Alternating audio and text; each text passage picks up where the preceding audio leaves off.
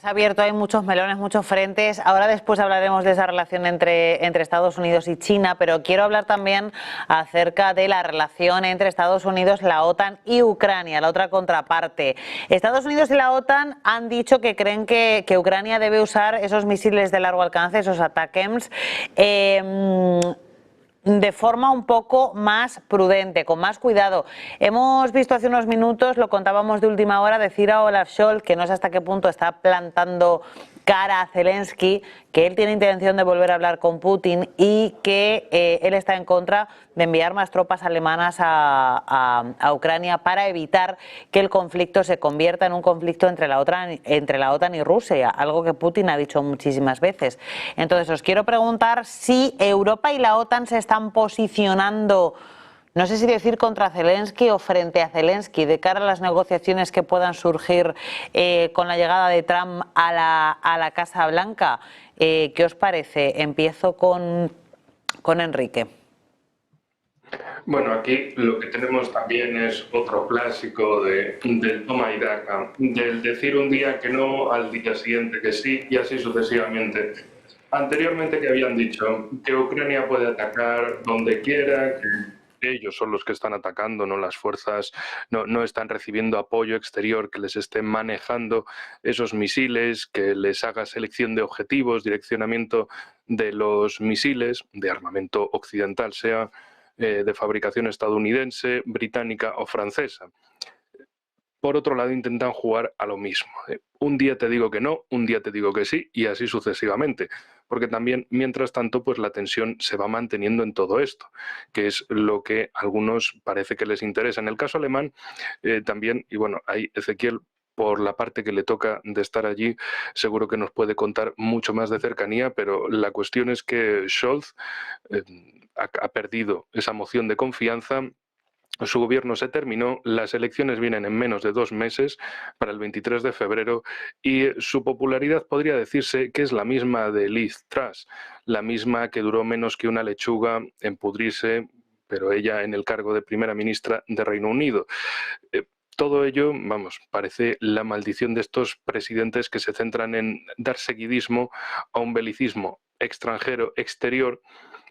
no solo de exterior donde tiene lugar, sino de que también es extranjera la motivación, es extraeuropea, esa motivación del conflicto. Y al final sus sociedades pues se acaban hartando del asunto, porque lo que ven es que la sociedad y la economía están cada vez peor, cada vez más inestabilidad interna, menos poder adquisitivo, menos calidad de trabajo, y, en definitiva, una situación de precarización creciente en países europeos. Y mientras tanto, bueno, pues Scholz y compañía diciendo, y sobre todo los verdes de su gobierno, como Annalena Baerbock, diciendo sí, vamos a darle a Ucrania de todo, pero luego jugando un día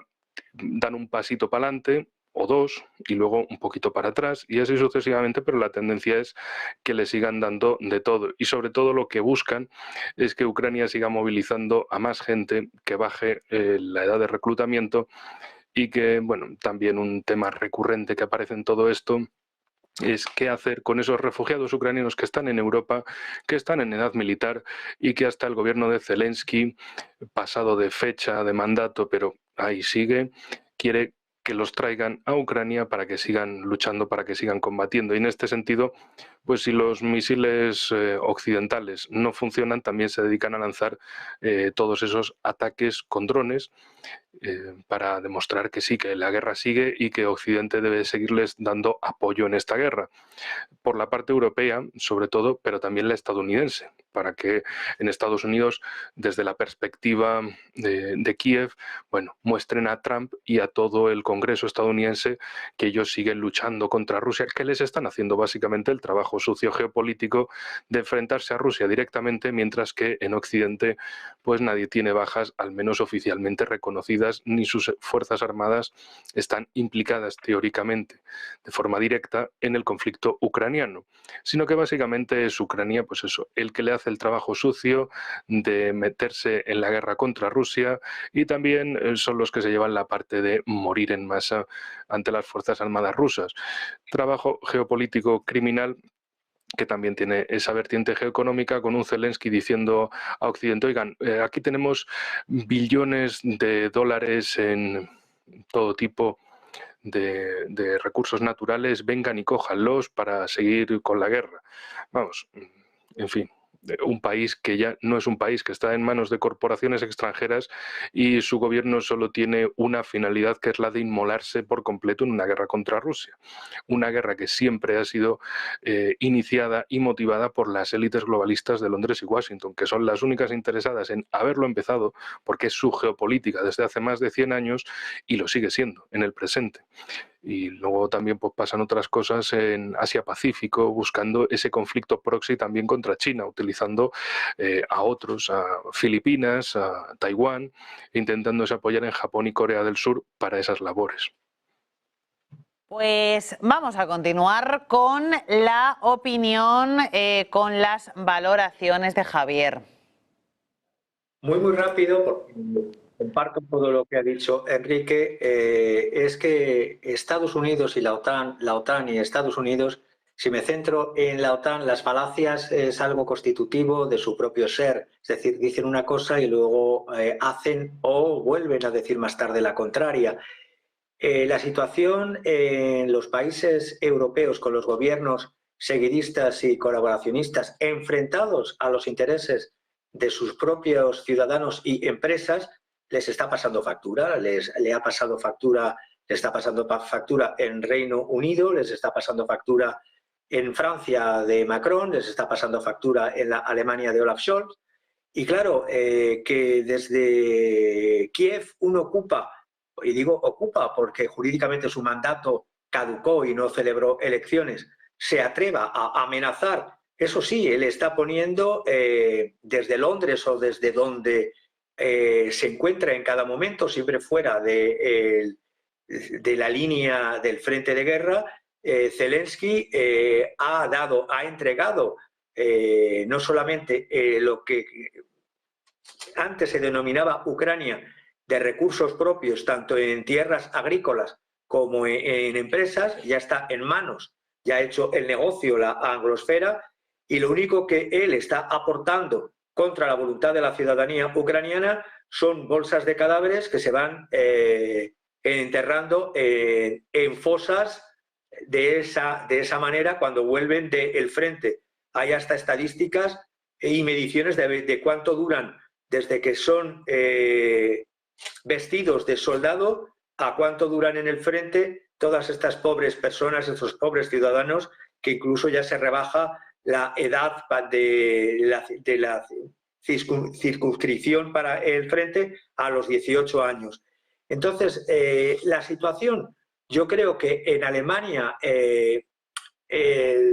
puñetazo, bueno, puñetazo sería un eufemismo pensándolo en la manera de ser y en la idiosincrasia de Scholz. Diría que la bofetada que ha recibido Scholz ante las próximas elecciones, la que va a recibir, lo que intuye y lo que va a recibir con partidos que van a desplazar la preeminencia de, por supuesto, de los verdes militaristas, de los socialdemócratas del SPD y de la CDU y la CSU, estamos viendo cómo surge esa coalición cada vez más hacia arriba de Sarah Wagenknecht y, por supuesto, el terror, el coco para todos los políticos de salón vendidos a la anglosfera, que es Alternative für Deutschland. Entonces, desde esa perspectiva, tiempos corren que no me extraña que ahora Estados Unidos, con Trump en el horizonte y la OTAN en esta situación interna de países, digan que cuidadín, cuidadín, a ver dónde van los ATAEMS. Es la falacia y el miedo. Falacia y miedo de unas élites presidenciales que juegan contra los intereses, repito, para terminar, de la ciudadanía, tanto particulares como empresas. Eso en otras épocas de la historia, quien juega por intereses foráneos extranjeros sería acusado de alta traición y sería ejecutado. Hoy día estos políticos o politicastros de Occidente venden a los ciudadanos, a los intereses de los ciudadanos del país que les está pagando sus salarios, eso sí, las comisiones vienen por otra parte, y luego a las empresas europeas que las están hundiendo. Y por último, Ezequiel. Y ahora después, Ezequiel, nos vamos a hablar de Estados Unidos y de China, ¿vale? En el último bloque. Bien, sobre las declaraciones de Scholz con respecto a la posibilidad del envío de soldados, esa es la pregunta en concreto, ¿verdad? Bueno, aparece en el marco de la situación tragicómica de Europa en general y de Alemania en particular. En primer lugar, porque Rusia no va a convalidar el ingreso de tropas más allá de que las caractericen como de paz, pacifistas o amigas de John Lennon y de McCartney en los años 60, no lo va a convalidar porque Rusia comenzó una guerra por la posibilidad del establecimiento de tropas y misiles de la OTAN en su frontera, en la frontera ucraniana, y cuando Rusia conquiste todos los territorios hasta el Dnieper e incluso también la ciudad de Odessa, no convalidará de la misma forma la existencia de esos misiles o de esas tropas de paz en su nueva frontera, ¿sí? Por ende, en primer lugar, una estupidez en ese sentido. Rusia parece una posición de fuerza para determinar esto. Esto no responde a la voluntad nada más de Rusia, sino a la voluntad y a la posibilidad de Rusia de determinar las condiciones en este conflicto. En segundo lugar, respecto a esta tontería de Scholz, por cierto, con las Fuerzas Armadas alemanas en una situación deplorable, como el resto de las Fuerzas Armadas de Europa, por una decisión propia de subordinación de la defensa europea a los Estados Unidos. Yo rechazo eso. Para mí, Europa debería establecer sus propias Fuerzas Armadas en un contexto de buenas relaciones con Estados Unidos, pero también, naturalmente, con Rusia. Más allá de esto, de alguna manera, con estas declaraciones aparece una demostración del efecto de la guerra, aún dentro de los partidos políticos del sistema convencional de partidos en Alemania. Todos ellos hasta hace poquito aparecían a favor de la continuidad de la guerra, del apoyo a Ucrania hasta el último ucraniano, más armas, etcétera, etcétera, pero con ciertos matices. Y en estas elecciones, como la guerra está determinando los clivajes electorales, los clivajes políticos, en primer lugar entre los partidos antiguerra por fuera del sistema, por derecha AfD, por izquierda la Alianza Sarah-Wagner, también por dentro está generando este clivaje como el punto principal de disputa política, y por eso ahora en la socialdemocracia recuerda las posiciones históricas de la socialdemocracia, por lo general cercanas a contrarias a la guerra, y entonces Scholz remacha el hecho de que él no quiere despachar los misiles Taurus como hasta ahora y que quiere la colaboración con tropas de paz en el fin del conflicto, como así también esto de una reunión con Putin. Por el otro lado, dentro de las fuerzas políticas convencionales, pero más belicistas, a los otros posicionan sus candidaturas, tanto la democracia cristiana como los verdes, con un énfasis especial en el belicismo, en el envío de las tropas, de los misiles Taurus, una locura, porque eso posicionaría a Alemania como el primer objetivo militar en el caso de una escalada, el primer objetivo militar de Rusia, naturalmente,